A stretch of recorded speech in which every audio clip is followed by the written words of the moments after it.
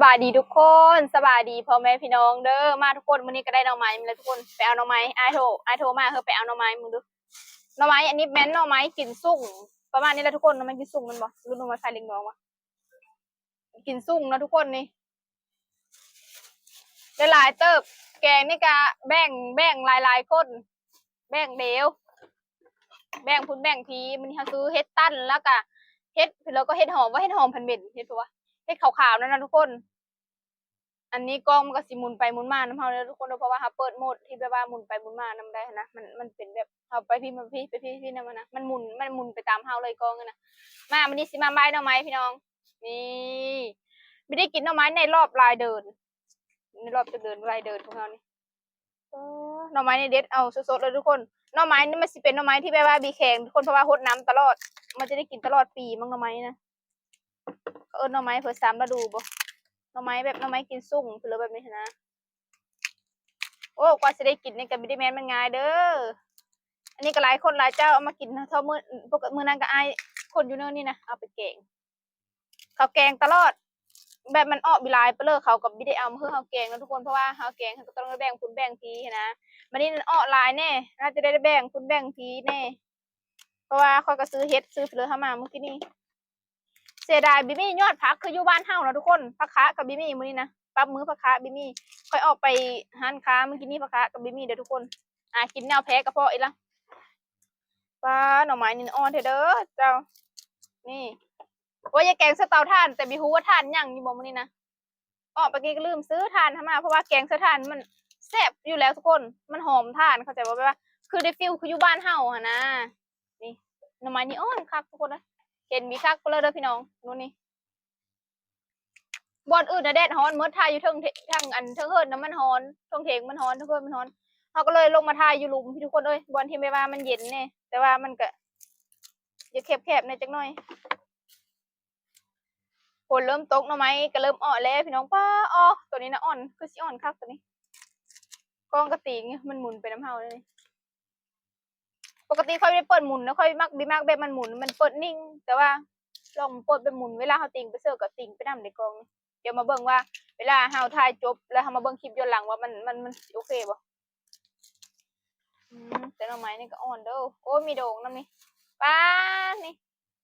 โด่งมันคือซีเมนต์ปกเพราะว่าเฮาไปปกตินะทุกคนเฮาเยี่ยมหานะไม่ได้เห็นนะนี่นะนี่ผู้ซีเมนต์เพิ่นปกไว้แบบว่าเพราะมันเป็นนอนั่งดินหรือว่าปกเพราะมันขึ้นใหญ่ก็ยังเอางามนะทุกคนมีเท่ากอเดียว2 กอนี่แล้วทุกคนเอ้ยเพิ่มไปก็เยี่ยมบ่อนนี้นะเพราะว่าหลายคนมันมีคนมีกอหน่อไม้ปะเลยมีเท่ากอเดียวนั่นแล้วก็เพิ่มไปก็เยี่ยมเบิ่งตามตลาดก็ไม่ได้มีคือแถวบ้านเฮาตามตลาดอยู่แถวนี้นะแถวบ้านเฮาโอ้หน่อไม้นี่หน่อไม้เล็กน้องโอ้โดงละ30-40 พันเพื่อนทุกคนเลยเป็นโลละ30ก็แม่นเงินไทยก็30-40-50 บาทประมาณได้ทุกคนกิโลนึงนะบางทีกระโดงนี่นะโดงนึงนะ50 บาทแถวบ้านเฮาเพราะว่าคนมีคนนิยมปลูกนี่คือแบบอยู่ประเทศไทยเนาะค่ะปลูกเป็นไร่เป็นโซนยาวเลยแต่ว่าบ้านเฮานี่ปลูกดำ4-5 กอถ้าปลูกหลายแท้ๆก็ฮอดบ่10 กอประมาณนี้นะเขตบ้านเฮาถ้าอยู่ในเมืองมีแน่ใจนะว่ามีบ่แต่ว่าอยู่ในเมืองนี่หลายแห้งหน่อไม้นะเอามาขายน่าจะแบบปลูกเป็นโซนใหญ่ไปเลยจักเอามีดเอาจักเอาเสียมเอามาทุกคนเยอะเบิ่มเริ่มเลยเขาเยี่ยมมีได้แต่ว่าไม่ได้เยี่ยมคักก็เลยเพราะว่าคิดว่าเขาก็น่าจะเอาไว้กินเขาก็เลยแบบไม่กล้าเยี่ยมหลายไปเลยทุกคนแล้วสรุปอำเภอเขาแกงเก่าปักสะเงะกะคันอยู่คืออยู่บ้านเฮาซะเนาะแต่ว่านี่เอาไปสะเงะห้างมาแต่บ้านพุ่นทะเลเบิ่งได้จากบรรยาหอมเราไปจากแบบว่าเฮาเสือกองโฟมไว้หึงๆทุกคนแบบมันซืดมันซื้นมันสิเลยแบบนี้นะตึกหนาวเราไปจากพี่ทันได้เบิ่งเลยแต่ว่าเอาหน่อไม้มาแกงแล้วถ้าบิมี่เนี่ยเซอร์พักอีตู้แทนก็ได้แต่ว่าพักอีตู้มันก็บิแซ่บคืออันบิคือแกงหน่อไม้บ้านเฮาเอ้ยบิคือเนี่ยแกงหน่อไม้บ้านบิคือว่าบิคือภาษาแง่บ้านเฮาพักอีตู้โหซิเกอร์นี่นะจริงๆเขาเซอร์แก้เอาก็ได้แต่ว่าเอาค่อยกินเป็นภาษาแง่ต้องเซอร์ภาษาแง่นี่นะ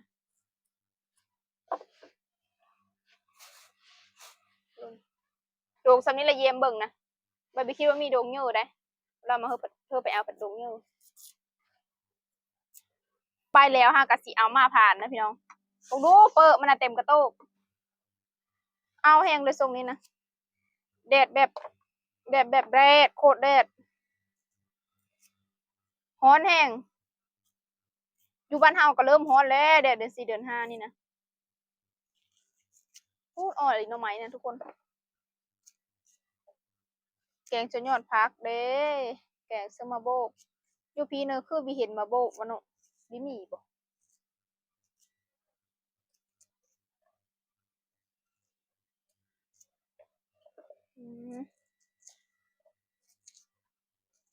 ชิ้นเยอะมากแต่ว่าหน่อไม้เล้งนี่นะคือกับหน่อไม้ธรรมชาตินี่มันก็แซ่บคือเดียวนี่เลยเนาะทุกคนหน่อไม้เล้งเขาพูดว่าหน่อไม้เล้งวะหรือว่าเป็นย้อนเฮาโหดน้ำบ่เดี๋ยวมันลุ้นกันนะฮะมันจะได้ซัมเลอร์แต่ว่าถ้าเบิ่งในเบิ่งแกง3-4อันนี้นะก็สิได้หลายเติบอยู่ดอกไม่ได้แกงหน่อไม้เหิงแล้วจากรสชาติเอามาเป็นเนื้อรสอีกอย่างกะมันไม่มีอันนั้นเซอร์มาโบกนะบ้านเฮามาโบกหอมๆนะปลาสะแงะกับสะแงะสดทุกคนเอ้ยมดปุนแซ่บกลายว่าแซ่บ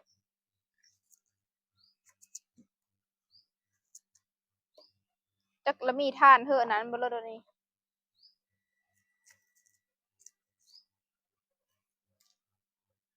พี่น้องเอ้ยมีบ่อนอยู่บ่อนฮ้อนถ่ายอยู่พุ่นเพิ่นมืดแล้วก็ออกมาถ่ายอยู่นี่แล้วก็ปิดอันนี้แล้วก็มาถ่ายอยู่นี่เอาเบิ่งเด้ออันนี้ก็คือซื้อมาก็เลยว่า15 บาททุกคนอันนี้เป็นมะขิดเขาย่ามันบีเพชรอันนี้ก็คือมะขิดที่อ้ายเฮอมาเนาะเขาเอามาเฮอเฮาแกงอันมีขี้หนูก็มะขิดนะปนเดียวแล้วก็เฮาก็เอามาปนก็มะขิดนี่น้ำทุกคนนี่อันนี้คือเห็ดหูหนูนะพี่น้องนี่อันนี้แหละทุกคนเห็ดพี่เด้อเพราะว่าเห็ดหอมมันคือเหม็นมันคือกลิ่นเหล้าวะเห็ดเพราะว่า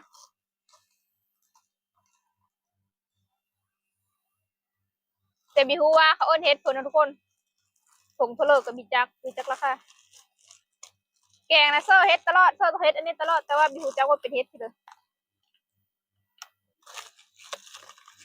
โอ้ยบ่รู้ทุกคนก็สิออกมาเป็นคลิปไม่ใช่เรื่องง่ายเลยฝากพ่อแม่พี่น้องกดไลค์กดแชร์กดติดตามให้เด้อซื้อเฮ็ดอันนี้ต้องได้หลายเด้บ้านเฮาถง11,000 12,000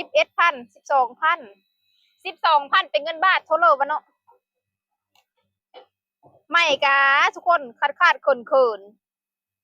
นี่ซื้ออันโตราคาที่มันแพงกะย่านมันมีคุ้มและเงินบินั่นมันแพงโพดพันกว่าพวกมันก็แพงแล้วทุกคนมันก็พมเยอะขึ้นมาเนาะมันเยอะโพดผ้าบอกว่ากินนะทุกคนกินอยู่คือเหล้าผิดบอกว่าเรานี่กินแบบแอลกอฮอล์นะ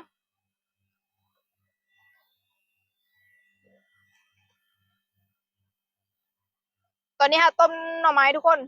ระหว่างท่าหน่อไม้จืดนะฮะมาเฮ็ดเฮามาเกมเครื่องแกงมันเป็นกลอนแกลนตอนนั้นนะกับนะทุกคนซื้อกับมาไลน์อันเตอร์มาเดี๋ยวนี้มีเห็นจ้ากับเฮหมดแต่ก็นั้นมีกับนะกับ5-6อันในเวลาเอาเฮ็ดกินแล้วเขาจะแบ่งเพื่อแต่ละบอนนะก็พูได้ล่ะมันหลายกับเดี๋ยวนี้ซื้อกับเฮหมดกับอันนั้นนะกับซื้อของกินนะกล้องซื้อของกินอันนี้นะค่อยเป็นคนที่แบบว่ามีมากเฮ็ดหูหนูทุกคนแต่ว่ามีจังมีแนวแกงซื้อเอามาแกงเขาแกงซื้อค่อยไม่ได้มักกินเลยตะเก้านะตะเก้าตะไม้คือเดียวแต่มาเบิ่งบ้านเฮาเพราะมันเป็นเฮ็ดหูหนูน้อยเด้เฮ็ดหูหนูทำแบบเฮ็ดหูหนูน้อยเฮ็ดหูหนูธรรมชาตินะบ้านเฮาเฮ็ดหูหนูคนนะเขาตะแห้งแล้วเอามาขายนะทุกคนอันนี้เป็นเฮ็ดหูหนูคือดอกเยอะหรือหูหนูเขาเลี้ยงบ่ทุกคนหูหนูพันธุ์บ่ดอกเยอะแล้วก็ดอกเริ่มแก่แต่แม้นอยู่บ้านเฮานะดอกก็ไม่ได้แก่ได้ล่ะแต่แม้นอยู่บ้านเฮานะดอกซ้ำนี้นั่นมีค่อยมีดอกน้อยๆบ้านเฮานะเฮ็ดตันน้อยบ้านเฮานะ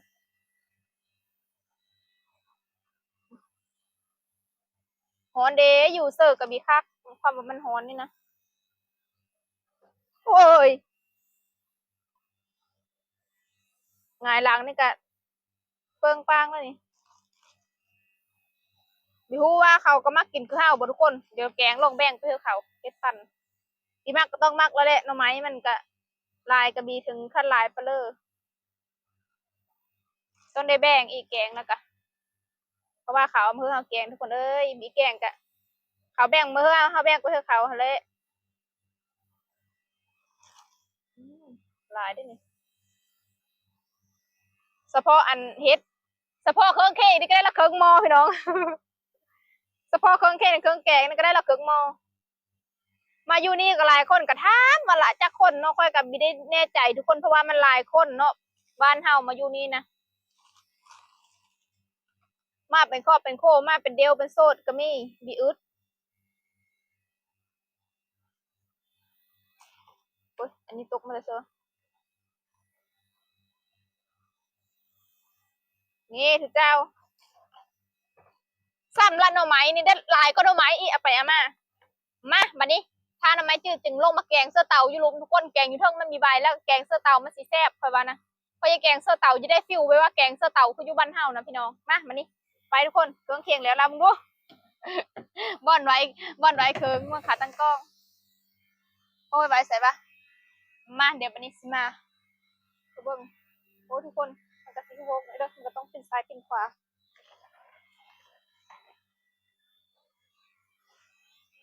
ที่จริงมันเป็นแนวนี้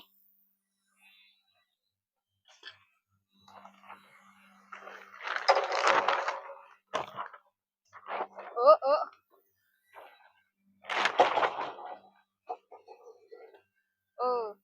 เอาอันนี้ลง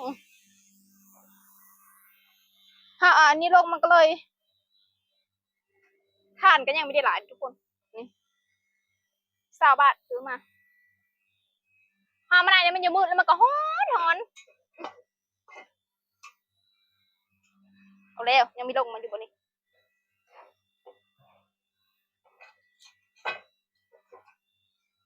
อึบตกในโอ้ยตกในสบะนี่เฮาก็สิต้มเสิร์ฟอันนี้ทาแล้วจ้าแล้วก็มันสุกแล้วก็จะเอามาแกร่งโอ้ยหอนเด้พี่น้องป้องปลายเมื่อสุกุทุกคนหอนแนมหอนลีนะนี่อันนี้อยู่แถวนี้ก็อยู่เมืองอยู่ไกลบ้านที่กินมะขามนี่ทุกคนอันนี้น้ำมะม่วงเบานี่ดกแท้ดกหวาไปแต่สะอดบ้านเขาเขาจะกินน้ำไม่ได้กินจนมันเหี่ยวมะม่วงเบานี่ป้อลายลีบ้านเฮาบิเคยมีมาพี่ละสะอ่อนบ้านเฮาบิเคยมีมาพี่ละมีลายแต่สะอ่อนปะนะมะขามก็มีเด้อแต่แม่นบ้านเฮายำนี่มะขามมันแบบนี้มันหายากทุกคนเพราะว่ายำนี่ยำมะขามซุกแต่ว่าอยู่นี่น่ะก็ผมเป็นเจ้ามาอยู่พี่มีของกินหลายแล้วดูแห้งโอ้ยอาการฮ้อนพี่น้องเอ้ยเดี๋ยวไปหายานางก็ทุกคนไปเมื่อกี้นั่นเลาะหาแนวกินแล้วพอดีผู้จัดการอยู่ฮะก็กับบีกาไปเลาะพุ่นเลาะพี่เลาะพุ่นเลาะพี่อ้อมเมื่อสรุปได้ไปหายานางไหมจ้ะทุกคนมาเดี๋ยวถ้าอันนี้ซุกจึงมาเฮ็ดต่อทุกคนหน่อไม้ก็พอดีจืด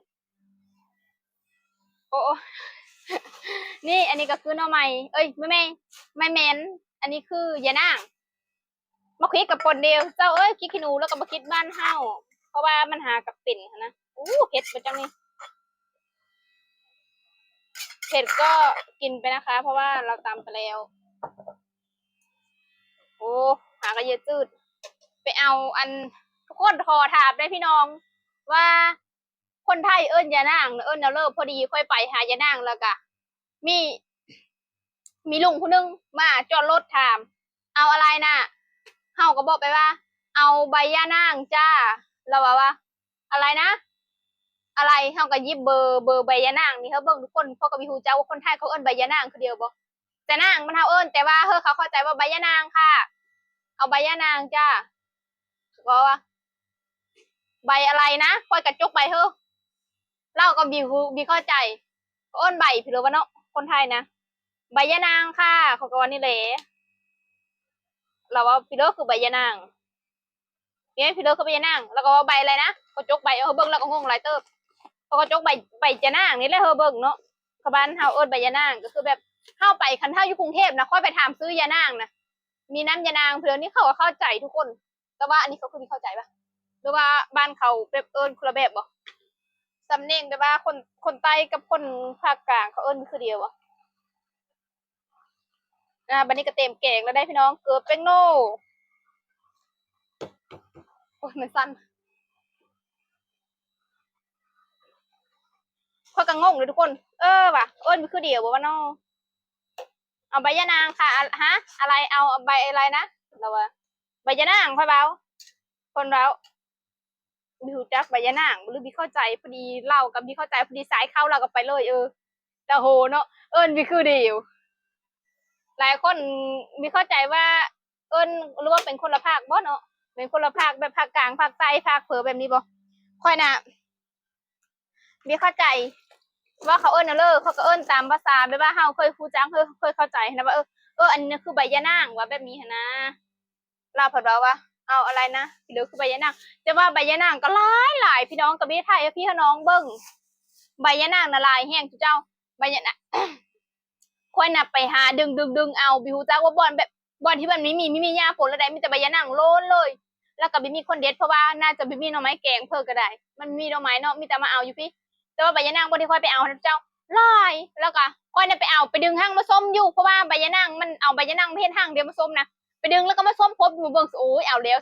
บอลนั้นงามเอาแล้วสบอนงามก็อึดยาฝนนี่ปีเฮิร์บมาส้มครบหึงเติบมาวันนี้สิมาต่ำแต่ว่าไม่ได้เฮิร์บเบิ้งได้ตอนต่ำนะเจ้าเพราะว่าเพื่อต่ำเปิ้งแล้วมันสั้นค่อยไปค่อยเยอะเบิ้งแล้วเนาะที่จริงต่ำแบบต่ำได้อยู่นะแต่มันเยอะสั้นบอกมาเซยยานางมาดิทุกคนโอ้เซยยานางหลายเปิดประจังน้ำใสติ๊กลิงเสทั่วยานางกับบักกันเลย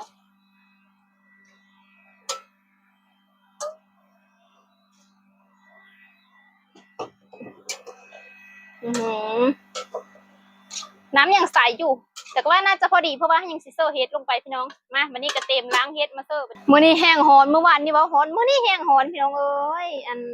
ทางอันทางอันนั้นแจ้งมาว่ามื้อนี้นะหอยหอนแดดกูดับตับไหมกระดกกระดอว่าเมื่อวานนี่ละหอนมื้อนี้แห้งคักเขาจะว่าทรงนี้หน้าหอน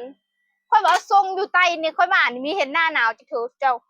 ไม่มีหน้าหนาวบ่มีแต่หน้าหอนบ่มีแต่หน้าหอนอย่างเดียวบ่หน้าหอนกับหน้าฝนบ่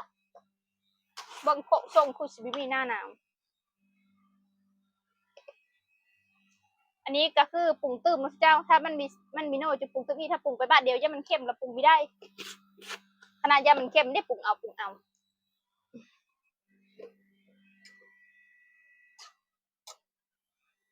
โอ้แต่แซ่บอยู่เด้อ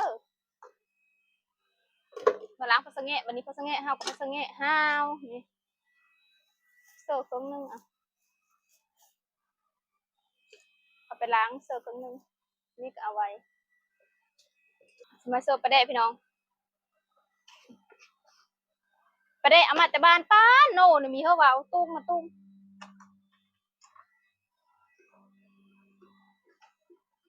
อืม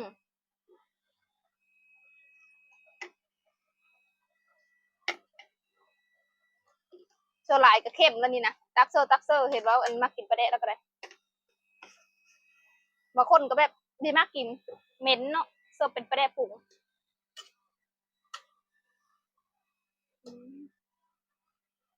หอมเสยพักอันพักสะเงะหน้าเลยนะเจ้าขนาดว่ามันแห้งแล้วก็อบไปอันนั้นตะบงหึงเป็นตะเบ็ดตึงหนังโอ้ชิมมาก่อนหอมประเดะตุ้งมาตุ้ง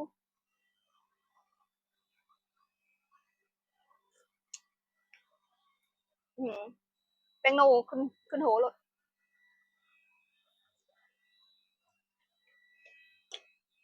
จักจังจักเข้มเขาว่าอย่าเอามาอุมาเซอร์แล้วเจ้าหามันเยอะพ่นมาอุมานะแบบมันเยอะแบบมันเยอะแบบถ้ากินมือมดก็ย่ามันเสียแล้วก็มันแพงพร้อม40 บาทปุ๊บก็เลยไม่เอา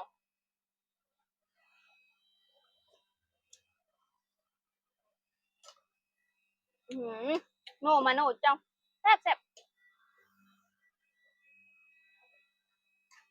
ยานางก็สดๆใหม่ๆคนมาแบ่งเดียวอันนี้แบ่งนึงพี่น้องมาแบ่งอีตรงนี้ว่าบอนนึงเขาจะกินน้ำเดียว2 คนเนาะ4 คนพี่จริงกันหลายคนแต่ว่าแบ่งมีโทไปถึงคือว่าเลยทุกคนแล้วก็แบ่งแล้วก็เอาหน่อไม้มาก็แบ่งเขานั่งแบบอันแบบเขาอยู่เป็นข้าวโพดเนาะก็ข้าวโพดได้3 คนนะเขาแบบอันนั้นอยู่แต่ว่าอันนี้นะแบบเขาไม่ค่อยได้อันนั้นไปเลยนะไม่ค่อยได้แต่งกินซื้อกินหน่อไม้นี่ก็มันไม่ค่อยมีหลายห้ามก็หาก็ได้กินนี่ก็แบ่งเพื่อมันโทแต่ส่ง3 ข้าวโพดแล้วเพราะว่าแบ่งหลายเฮาก็ไม่ได้กินเอากระเบิดเลยเนาะมันมีหลายเดี๋ยวไว้รอบหน้าเพื่อทุกคนแกงรอบหน้าแกงลายแล้วก็จึงมาซุ่มแซวกินน้ำเดียวหลายคนรอบนี้ไปนี่ฮอดอู้ลายจะได้เลยแกงเทงพอดีเลยทุกคนตอนแรกว่าจะตำมะฮุ่งแต่ลืมไปว่ามะฮุ่งกะนอกละกงมะฮุ่งยุบแล้วทุกคนไปตะงึดมดกกเลยยุบมดกกเลยกิน2 ถุงแม่เรากินน้ำเดียวอ่ะหอนๆแล้วได้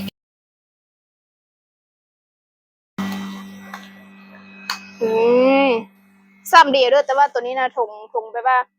ถุงมันใหญ่ก็เลยว่าได้อันนี้ถุงมันพอดีค่อยตัดนะได้ประมาณนี้แหละเดี๋ยวก็จงไว้กินแล้วก็ประมาณนี้แหละทุกคนซ้ำเดียวกินข้าวนำกันเด้อทุกคนกินข้าวเทงตอนบ่ายโมง12 โมงบ่ายโมงเมื่อกี้นั่นคิดว่าแบ่งซ้ำเดียวเมื่อพี่น้องล่าสุดคนได้สลามแบบว่าอันเป็นว่าพักสังเกตห้าวเดี๋ยวเอามาแกงแล้วคือได้หลายพอคิดว่าแบ่งซ้ำเดียวห้าวได้หลายก็ได้นึงเอาเบิ่งสรุปได้น้อยก็มู่เขาแกงนั่นคือเอาไปเถอะเขาเรียบร้อยกระยามันมีเป็นพอได้กินอยู่แต่หมายถึงว่าเขาได้นะมันคุ้มอยู่บ่เนาะซื้อเครื่องแกงมา40-50 บาทล่าสุดแบบโล2-3 ก้อน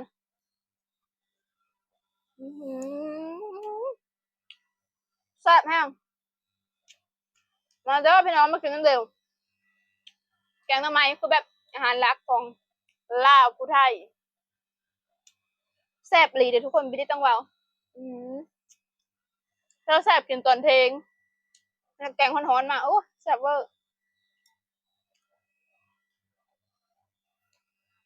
นี่อีกอย่างก็เป็นนอนั่งดินเลยเป็นนอเป็นปลายเพราะว่าเขาปกก็เลยแซ่บ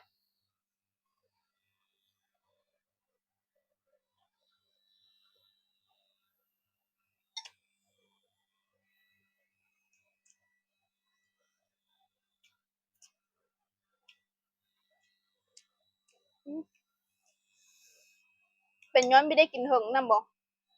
ก็เลยว่าแซ่บ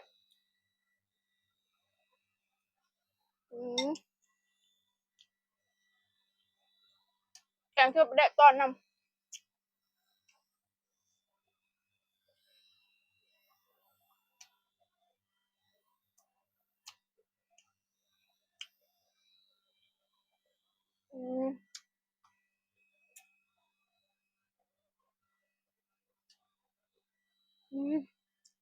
ต้องฮ้อนกับบ้านนั้น